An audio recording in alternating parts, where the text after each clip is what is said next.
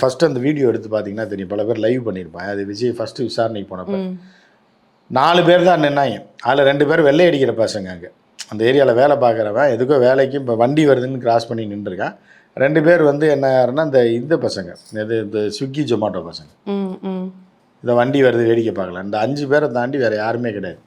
டெல்லியில் ஒருத்தன் கூட வரல. 2வது தடவையும் வரல. பெருசாக ஒரு 10 பேர் நின்றுருந்தாங்க. 3வது தடவை இவர் கையை காட்டுறேன்னா எந்த ரசிகர்களை காமிச்சாங்கலாம் முதல்ல பார்த்தீங்களா? ரோட்டில் டிராஃபிக்கில் நின்றவனை காமிச்சு, மோடிஜி இப்படி தான் பண்ணுவார். டிராஃபிக்கை நிறுத்திடுவாங்க. நிறுத்திட்டு வண்டி வருதுன்னொன்னே அவன் ஐயா மோடி வர்றாரு, 5 நிமிஷம் நின்றுன்னா அந்த கூட்டத்தை பூரா அவன் காமிச்சிடுவாங்க. காமிச்சு இவ்வளோ பேர் பார்க்க வந்திருக்காங்க. இந்த டெக்னிக் தான் இது. இவர் கையை காட்டினா உள்ளே செம குத்து விழுந்திருக்கும். அடித்து விசாரணைன்ற பேரில் 1 மணி நேரம் வந்து காலையில் 10 மணிக்கெலாம் வர சொல்லியிருக்காங்க. வர சொல்லி 11:30 வரைக்கும் சும்மா உட்கார விட்டுருக்காங்க. அப்படியே உட்காந்துருக்கணும். இதுதான் விசாரணையில் முக்கியமான சிபிஐ விசாரணை. இப்படி தான் இருக்கும். அடிக்க மாட்டாங்க, இது பண்ண மாட்டாங்க. அது ஐஸில் படுக்க வைக்கிறது, நகத்தை பிடுங்கிறதெல்லாம் ஒரு எக்ஸ்ட்ரீம் லெவல். அது ட்ரக்கு மாஃபியா இந்த மாதிரி பெரிய ஆளுங்கள்லாம் இருப்பாங்க. இப்போ விஜய் மாதிரி ஆட்கள் எல்லாம் வந்து மென்டல் டார்ச்சர் கொடுப்பாங்க. இப்படி தான் வந்து மென்டல் டார்ச்சர் கொடுக்குறது தான் சிபிஐ விசாரணையில் முக்கியமான விஷயம். 10 மணிக்கு வாங்க வாங்க அப்படின்னு சொல்லி கூப்பிட்டு உட்கார வச்சுருவாங்க. கதவை சாத்திட்டு போயிடுவாங்க. யாருமே இருக்க மாட்டாங்க. க்ளோஸ்டு ரூமில் நீங்கள் பாட்டுக்கு எவ்வளோ நேரம் உட்காந்துருப்பீங்க? நீங்கள் அப்படியே தூங்குற மாதிரி தூங்கினா டப்புன்னு ஒருத்தர் வந்து கதவை சார் தூக்கம் வருதா அப்படின்னு, இல்லை முழிச்சிருக்கேன், சரி இருங்க போயிடுவாங்க. புரியுதா? வரமாட்டாங்க. திருப்பி 1/2 மணி நேரம் ஆகிடும். தூங்கவும் விட மாட்டாங்க, முழிக்கவும் விட மாட்டாங்க. தண்ணி கேட்டிங்கன்னா கொடுக்க மாட்டாங்க. நீங்கள் தண்ணி தாகத்தில் உட்காந்துருக்கீங்க அப்படின்னா, என்ன சார் திடீர்னு ஒருத்தர் தண்ணி வேணுமா? அப்படியா சார் ஒரு நிமிஷம்ங்க. திருப்பி 1/2 மணி நேரம் கழிச்சு அவரே வருவார். தண்ணி குடிச்சிட்டு இல்லை வரவே இல்லையா? என்னது கொடுக்கவே இல்லையா அவளுக்கு? யார் அவர் போயிடுவார். இப்படியே உட்கார வச்சு சோறு தண்ணி இல்லாமல் மெண்டல் ஆக்கி விட்டு அடுத்து என்ன பண்ணுவாங்களோன்னு தெரிய வச்சு ஐஸ் பார்லாம் அங்கே இருக்கும். யூஸ் பண்ண மாட்டாங்க. மென்டல் சைக்காலஜிக்கலாக கொடுத்து விசாரணையெல்லாம் நடக்கும். ஒன்றுமே இல்லாததுக்கு பண்ணி இப்படி டார்ச்சரில் இருந்தால் வெளில வந்து கையை காட்டுறாங்கன்னா உள்ளே அந்த அளவுக்கு குத்து விழுந்திருக்குன்னு அர்த்தம். புரியுதா அவங்களுக்கு? அதனால தான் அந்த வெறியில் தான் கையை காட்டினது வெளியே வந்து. அதுக்கப்புறம் ஏர்போர்ட்டில் வந்தப்போ அப்படி மயங்கி அப்படின்னு விழுந்தாப்புல ஞாபகம் இருக்கா?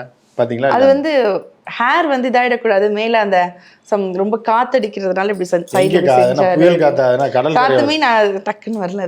மியாமி பீச்லயா இருக்காரு ஒரு காத்து அடிக்கிறதுக்கு? இல்லை சார், அது வந்து போதை. அந்த ஒரு இதில் வந்து அது வந்து இப்படி தலையை சாய்க்கிறதுக்கும் ஒரு மனுஷன் வந்து ஒரு செகண்ட் ஃபியூஸ் பவர் ஆஃப் ஆனான்னு அப்படி இருக்கும். அந்த மாதிரி விழுந்தா அப்படின்னு விழுகிறதுக்கும் தலை இப்படி அசைக்கிறதுக்கு வித்தியாசம் இருக்கா இல்லையா? அப்போ ஏதோ ஒரு மர்ம போதை பொருள் வந்து உள்ளே இருக்குன்னு அர்த்தம். புரியுதா உங்களுக்கு? நீங்கள் விஜய் விஜயை எடுத்து வச்சுருக்கேன். நீங்கள் வந்து பார்த்தீங்க அப்படின்னா அந்த போதை பொருள் வந்து ஒவ்வொன்றும் ஒவ்வொரு மாதிரி இருக்கும். இப்போ தண்ணி அடிக்கிறோன்னு வச்சுங்களேன். இப்போ தண்ணி அடிச்சிட்டிங்க அப்படின்னா அது கொஞ்சம் கொஞ்சமாக ஏறும். போதை ஏறிட்டே இருக்கும். ஒரு இடத்துல தூக்கம் வந்துடும். சில பேருக்கு தூங்கிடுவான். சில பேர் பேசிக்கிட்டே இருப்பான். சில பேர் ஒரு மாதிரியா அது பேசி மீன்ஸ் உளறிக்கிட்டே இருப்பான். எதை சொல்ல வேணான்னு நினைக்கிறோமோ அதெல்லாம் சொல்லிடுவான். ஒரு தைரியம் வர்ற மாதிரி. இந்த மாதிரி ஒரு ரியாக்ஷன் வேறு மாதிரி இருக்கும். இது சாதாரண போதை. குடிச்சிட்டு வர்ற போதைன்றது ரொம்ப சாதாரணமான ஒரு போதை. அதே கஞ்சா குடிச்சிட்டு இருக்கான்னு பார்த்தீங்களா, அவன் வந்து என்னென்னா அவன் வந்து பிரைட் ஆகிடுவான், ஃப்ரெஷ் ஆகி விட்ருவான். அது போக என்னென்னா அவன் எதை நினச்சிட்டு அவன் பண்ணானோ, கஞ்சா குடித்தானோ அது அப்படி ஃபிக்ஸ் ஆகிடும். புரியுதா அவங்களுக்கு? ஃபிக்ஸ் ஆச்சுன்னா அதை செஞ்சு முடிக்காமல் இருக்க மாட்டான். அது தவறான காரியமாக கொலையாக இருக்கட்டும், இல்லை இதாக வெட்டுறதா இருக்கட்டும், இந்த மாதிரி ஒரு போதை இருக்குது. அதே ப்ரௌன் சுகர் மாதிரி எல்லாம் இருக்குது பார்த்தீங்களா, நீங்கள் இந்த 2 இதுக்கும் அது வேறு உலகத்துக்கு உங்களுக்கு இருக்குது. அதை வந்து விவரிக்கவே முடியாது. வேற ஒரு அதாவது அது நம்ம எங்கே என்ன நடக்குதுன்னே உங்களுக்கு தெரியாது. நீங்கள் கான்சியஸாக இருப்பீங்க, அன்கான்சியஸ் மைண்டில் இருப்பீங்க. அந்த போதைன்றது வேறு. இப்படி ஒவ்வொன்றும் ஒவ்வொரு மாதிரி இருக்கும். அதுக்கப்புறம் இன்னும் 1 2 கிடையாது. போதையில் வந்து எண்ணில் அடங்காத இது இருக்குது. ஆனால் ஒவ்வொன்றும் வேறு.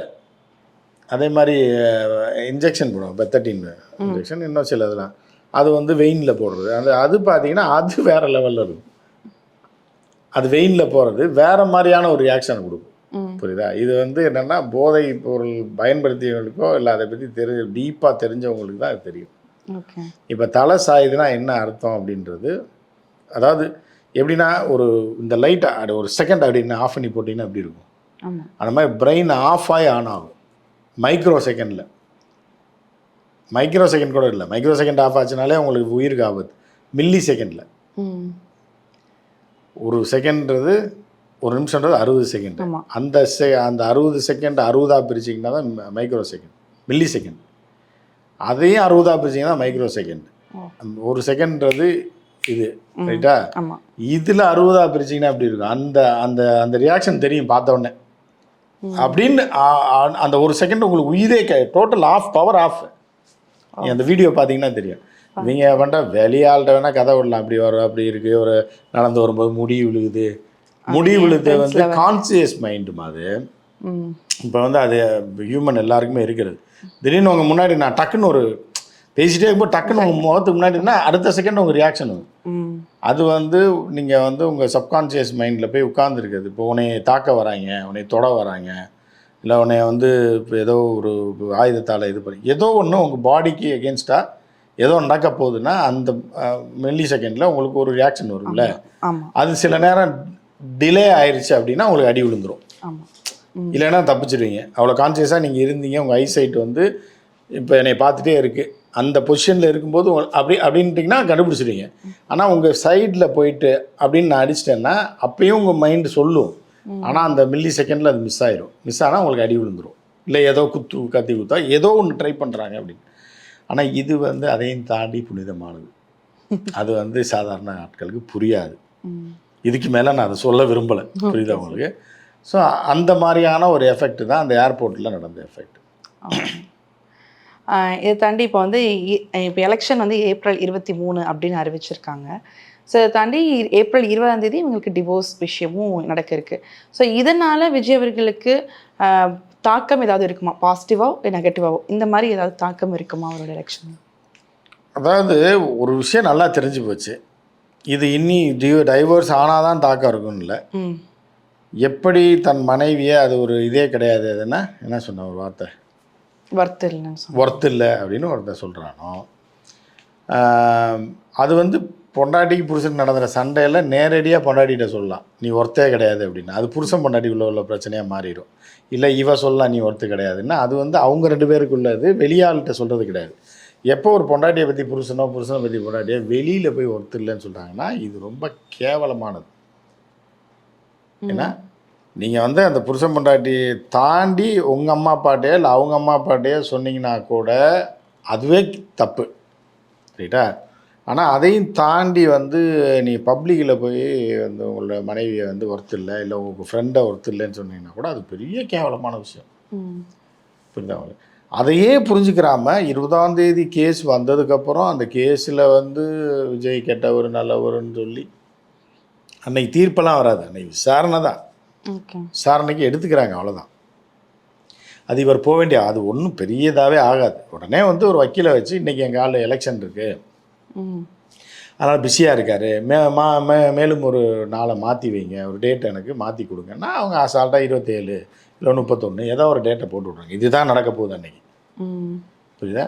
சட்டத்தில் விசாரணை இன்னும் நீதியரசர் ஆரம்பிக்கலை, நீதிபதி ஆரம்பிக்கலை, விசாரணை முடிஞ்சு தீர்ப்பு தரேன்னு சொல்லலை. தீர்ப்பு தரேன்னு சொன்னால் அதை மாற்ற முடியாது, அன்றைக்கி சொல்லிடுவாங்க. இப்போ தான் அந்த அஃபிடவிட்டை போட்டு அன்றைக்கி விசாரணைக்கு ஃபஸ்ட்டு கேஸ் வருது. அது வந்து வாய்தா வாங்குறதில்ல ஒன்றும் பெரிய விஷயம், அது யார் வேணாலும் வாய்தா வாங்கலாம், அது மாதிரி வாங்கிடுவாங்க. அது ஒன்றும் பெரிய, இது இவ்வளோ கேவலமாக பேசின ஒரு நபரை, இவ்வளோ ஓப்பனாக சொன்ன ஒரு நபரை திருசா வந்து கல்யாணம் பண்ணிக்கிற போகிறான் அப்படின்னு சொல்லி போட்ட ஒரு இதுக்கு லைக் வேறு அவங்க அம்மா போட்டிருக்கு அப்படின்றதுக்கு அப்புறமும் கேஸ் வந்ததுக்கப்புறம் தான் இந்த நபரை பற்றி புரிஞ்சுக்குவாங்க. அப்படின்னா அவனை மாதிரி அடிமுட்டால் எவனுமே கிடையாது.